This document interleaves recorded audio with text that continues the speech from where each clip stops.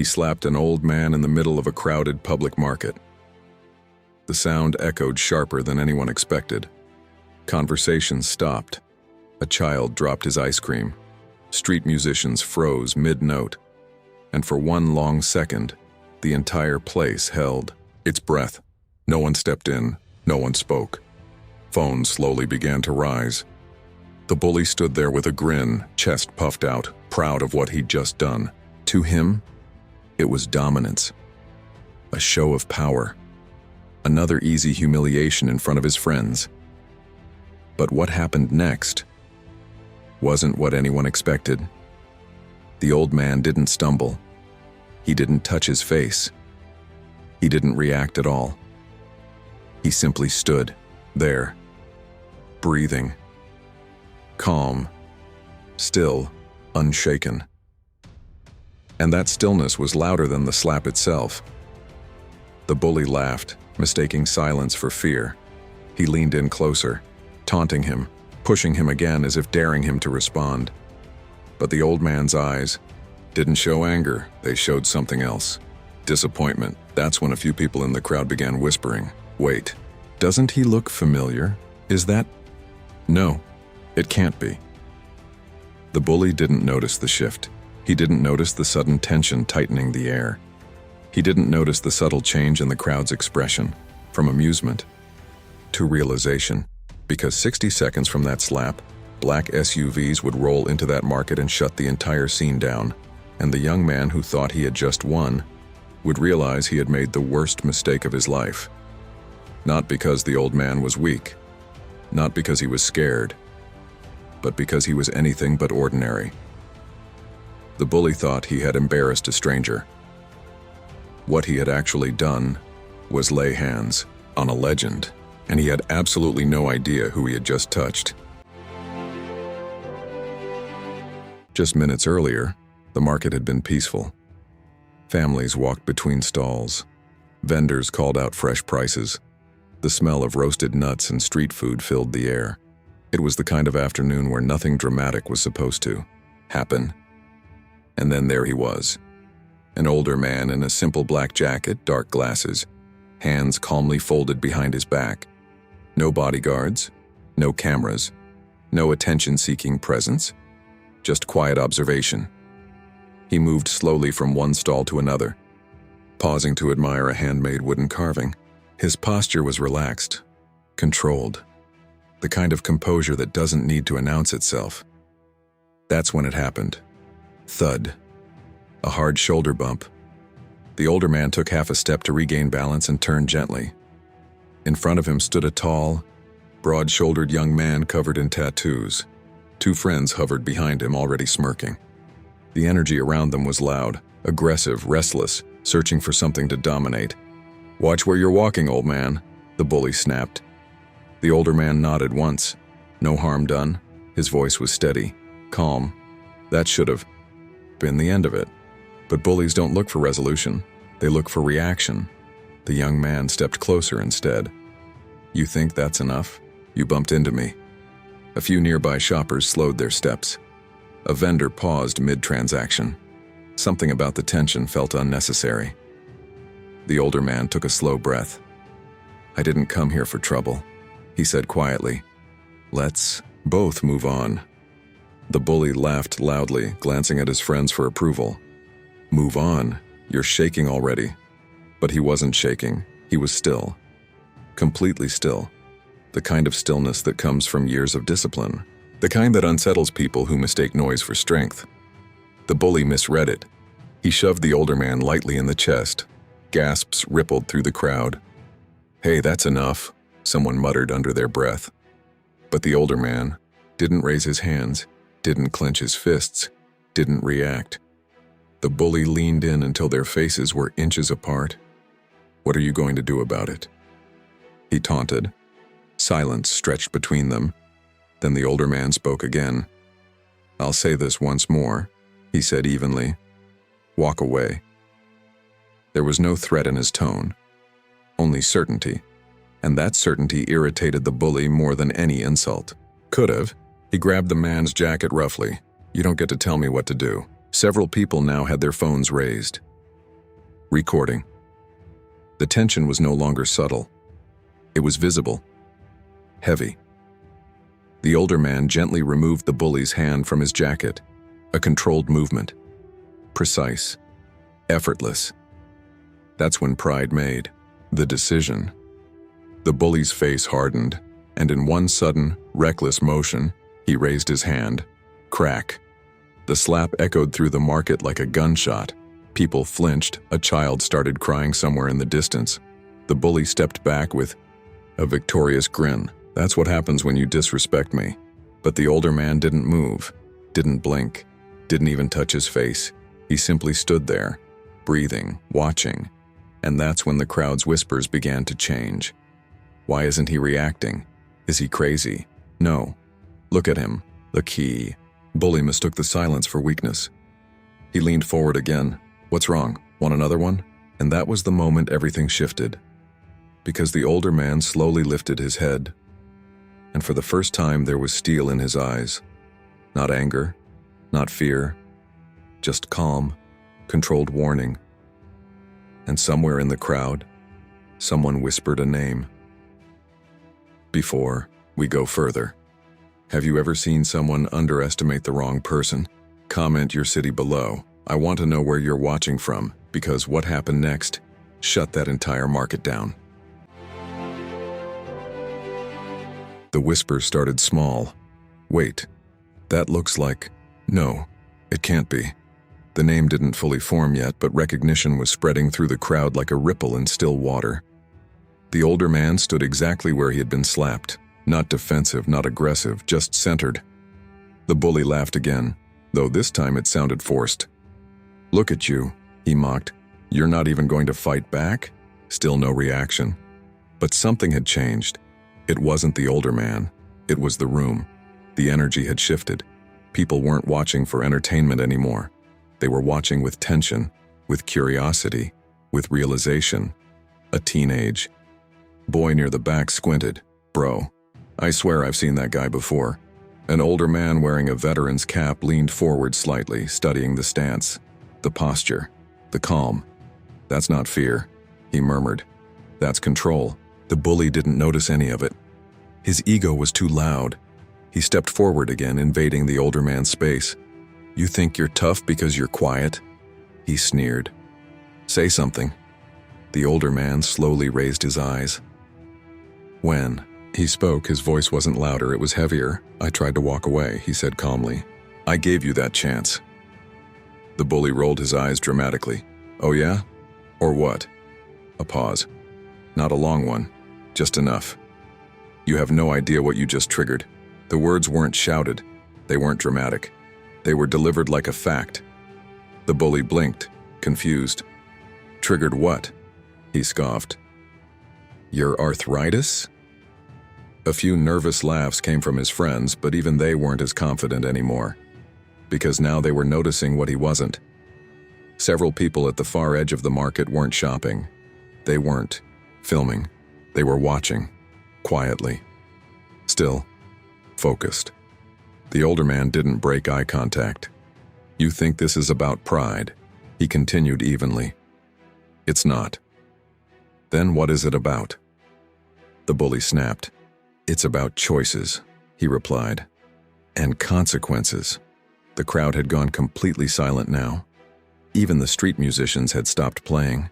The bully shifted his weight, trying to regain control of a moment that was slowly slipping from him. You talk like you're somebody important, he scoffed. You're just an old man. A woman near the fruit stand finally whispered the name out loud. Is that Steven Seagal? The air seemed to tighten. Heads turned. Phones zoomed in. The bully froze for half a second, then laughed loudly. Steven Seagal? The movie guy? He mocked. Yeah, right. But the older man didn't deny it. He didn't confirm it either. He simply said, names don't matter. And that line landed because it didn't sound defensive, it sounded deliberate. The bully's confidence began to crack, just slightly. You think you scare me? He said, though his voice wasn't as steady anymore. I'm not trying to scare you, the older man replied. He took one small step forward, measured, controlled. "I'm trying to stop you." The bully instinctively stepped back half an inch. Barely noticeable, but real. "Stop me from what?" he demanded. The older man's eyes didn't move. "From ruining your own life." That sentence didn't just hit the bully. It hit the entire crowd. Ruining your life? What did that mean? A faint sound echoed in the distance, low, mechanical, growing. The bully didn't hear it, but a few people at the edge of the market did. And their expressions changed instantly. The older man exhaled slowly. "I'm not the one you should be worried about," he said quietly. And that's when the distant rumble became impossible to ignore. The rumble grew louder. At first it blended with the normal noise of the city. Traffic, engines, distant movement. But this wasn't normal traffic. This was coordinated, deliberate. Heavy. Heads began turning toward the entrance of the market. Conversations died mid-sentence.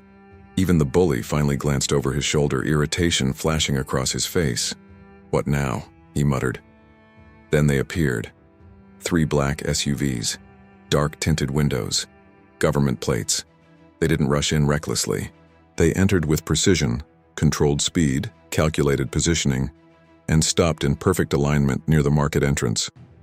The doors opened almost simultaneously, and the atmosphere changed completely. Men stepped out in tactical attire. Earpieces, focused expressions, movements sharp and synchronized, not chaotic, not emotional, professional. The crowd instinctively stepped back. A wide circle formed around the confrontation without anyone saying a word. The bully's friends were the first to react. "Bro, this doesn't look good," one whispered, already, taking a slow step away. The bully forced a laugh. "They're not here for me," he said quickly. "Relax." But even he didn't sound convinced. 2 agents positioned themselves near the perimeter. Another scanned the crowd. One moved forward, eyes locked on the older man. "Sir," the lead agent said firmly, approaching with purpose. "Are you all right?" The tone wasn't casual. It wasn't uncertain. It carried respect, and that's when the bully's stomach dropped. "Sir?" The older man nodded once. "I'm fine." The agent's jaw tightened slightly. "Is this the individual who assaulted you?" The word assaulted echoed louder than the slap ever had. The bully felt every pair of eyes snap toward him. His chest, once puffed with arrogance, now felt heavy. I didn't assault anybody," he stammered. It was nothing." But no one believed that anymore. The crowd had seen it, recorded it, watched it unfold. Another SUV door opened. This time the man who stepped out wasn't in tactical gear. He wore a sharp suit beneath a protective vest. A badge caught the light, against his chest. His presence wasn't loud, but it was commanding. He didn't rush. He walked, slowly, directly toward the older man. The agent straightened subtly as he passed. The bully's heartbeat pounded in his ears. "Dad," the suited man said, placing a steady hand on the older man's shoulder. "Are you hurt?" "Dad." The word shattered whatever confidence the bully had left. The older man shook his head. "No, just disappointed." The suited man's expression hardened. Not wild anger, controlled fury. He turned his gaze toward the bully. It wasn't dramatic. It wasn't shouted. It was worse. It was measured. "You," he said calmly. "Step forward." The bully didn't move.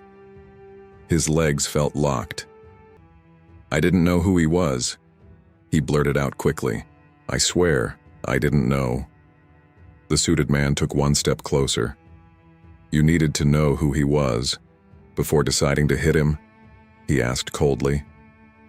The bully swallowed hard. "No, I thought he disrespected me." A murmur of disbelief ran through the crowd. The suited man's eyes narrowed. "So your response to feeling disrespected," he said evenly, "was to assault a stranger in public?" The bully's friends had completely disappeared now. He stood alone. The older man gently lifted his hand, resting it lightly on his son's arm. "That's enough," he said calmly. The suited man looked at him, waiting. "He made a mistake," the older man continued. "Let him understand it." The crowd held its breath. The power in that moment wasn't in the agents. It wasn't in the SUVs. It wasn't even in the authority. It was in restraint. The suited man exhaled slowly, forcing his anger down. Then he turned back to the bully.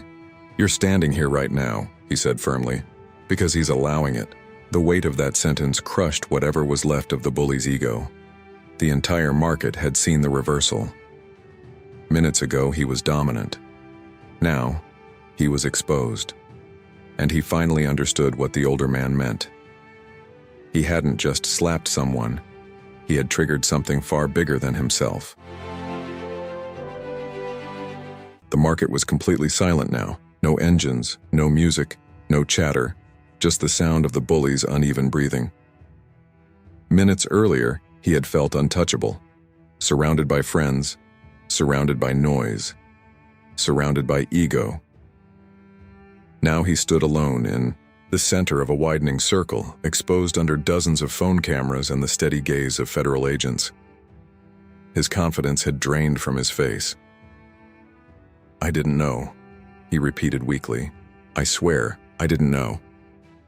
The suited man, the son, studied him for a long moment. "You didn't need to know his name," he said firmly.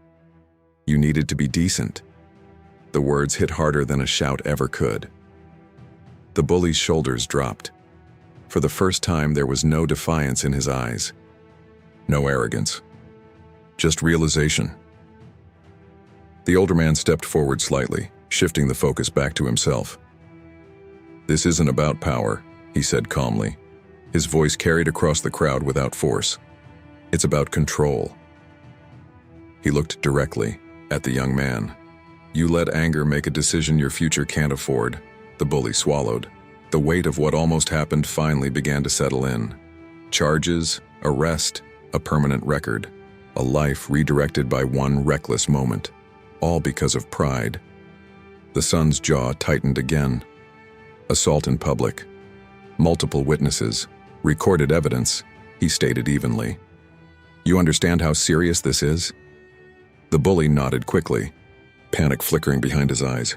"Please, I messed up, I know I did." The older man raised his hand gently again. "Son," he said quietly. The suited man turned to him immediately. The authority in his posture softened, just slightly, when facing his father.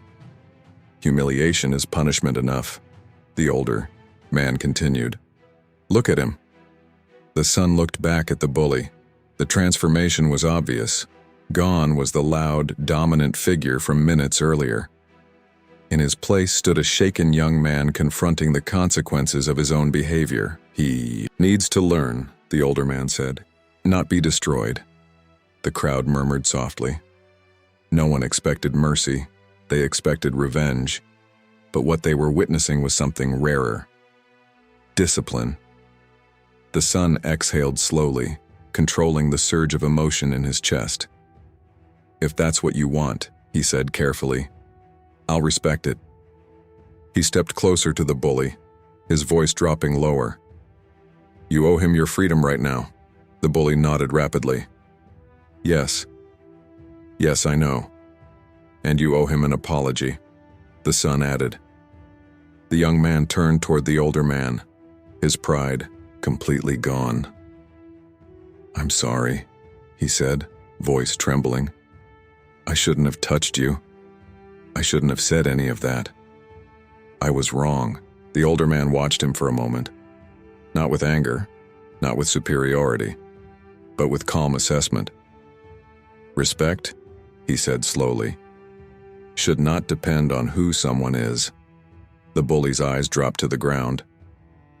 "You shouldn't need a name," the older man continued, "to treat someone properly." A few people in the crowd nodded. The agents relaxed their stance slightly. The storm had passed, but the lesson remained.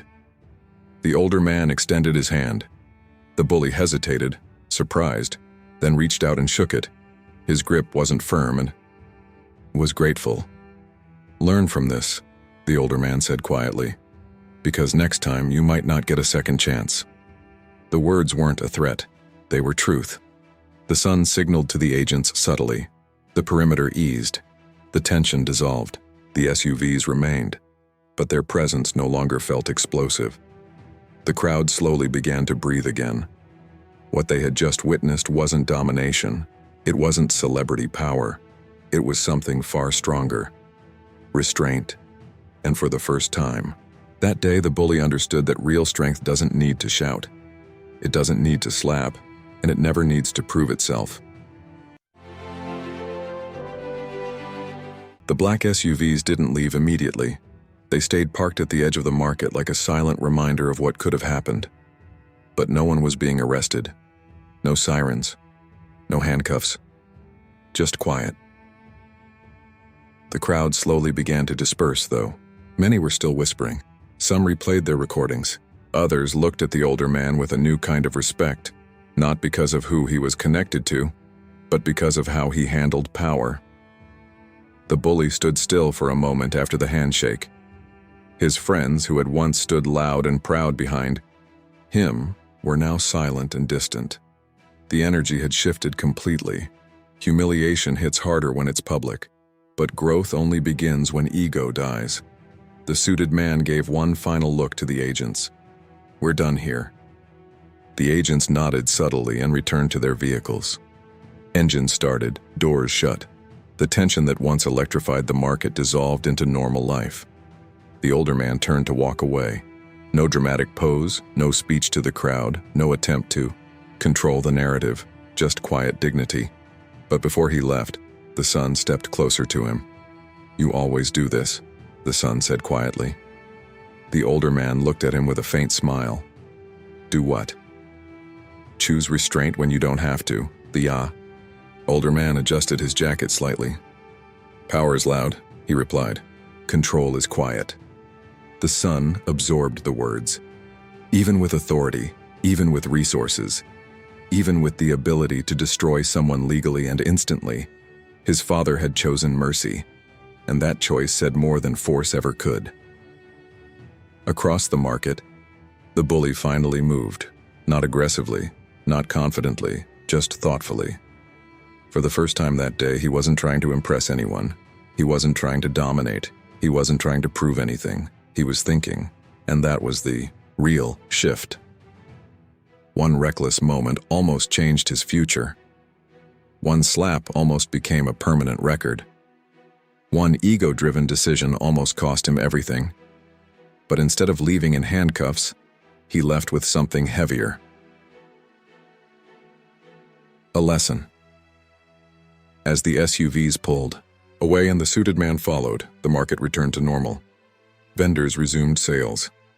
Conversations restarted, but something invisible had changed. The people who witnessed it wouldn't forget it, because they didn't just see a bully get shut down. They saw power restrained. They saw authority controlled. They saw that real strength doesn't explode. It absorbs. And maybe that's why the moment hit harder than any fight ever could. No punches. No dramatic takedown. Just a mirror held up to ego, and ego couldn't handle its own reflection. The older man disappeared into the city like nothing had happened, but for the bully, everything had. 3 days later, the video was everywhere. Different angles, different captions, different opinions, but the same moment. The slap, the silence, the arrival, and the handshake. Millions of views, thousands of comments. Half the internet was divided. Some said the bully deserved arrest. Others said the older man showed true strength. But the one person who couldn't escape the video was the bully himself. He saw it on his feed. He saw it in group chats. He saw strangers analyzing his face frame by frame, his confidence, his smirk, and the exact second it disappeared. The internet never forgets. But this time, something unexpected happened. Instead of doubling down, he logged off for days, because humiliation online hits different. In person, It's loud. Online, it's endless. Meanwhile, reporters tried to identify the older man. Speculation spread fast. Was it staged? Was that really federal security? Who was the suited guy? But no official statement was released. No press conference. No interviews. Silence. And that silence made the moment even more powerful. Because real authority doesn't chase attention. It avoids it. A week later, something surprising happened.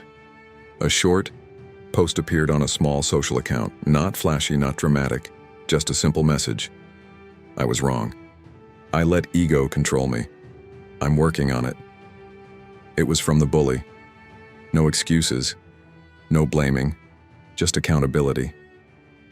The comments were brutal at first. Then something shifted. People began to respect the honesty. Growth is rare, and public growth is even rarer. Meanwhile, the older man continued his life normally. No interviews, no bragging, no reminders of what he could have done, because he didn't need the world to validate restraint. He already understood it. And that's the difference. Some people need power to feel strong. Others feel strong enough to not use it. The son, however, learned something that day too. Authority is easy when you're angry. Control is harder.